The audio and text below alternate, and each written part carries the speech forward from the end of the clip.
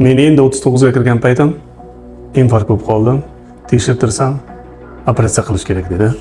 Men Qurbonov Jasur 1986-yil tug'ilganman. Tomografiya qildirganimizdan keyin yoqdan yurakka tomir qo'yishini aytdilar, maslahat berdilar. Ko'pchilik maslahat berishdi, so'rashtirdi. Oybek aka degan doktor bor ekan, o'shaning yoniga keldik. Oybek aka menga maslahat berdi. Sizda tomir almashtirish kerak dedi. Menga oyog'ingizdan olmaymiz, ko'kragingizdan olamiz. 4 ta tomir ko'kragingizdan olib, yuragingizga qo'yib beramiz dedi. O'shanda hayron qoldim. Nimaga hammani oyog'idan oladi, men ko'kragimdan oladi. Keyin o'sha kuni kechqurun bilan internet chiqarib, ko'rib, o'qib chiqdim.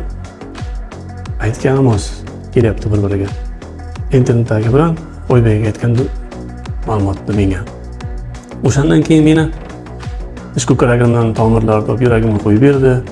Allohga shukr, hozir ancha yaxshiman. Bas bo'lsa ertaga uyimga qaytaman. Farzandlarim yoniga qaytaman. Kimgadir yurak operatsiyasi kerak bo'lsa, men shu Oybek akamni tavsiya qilaman. Chunki Oybek aka bir Allohimni sababchisi bo'lib, mana menga ancha yordam qildi.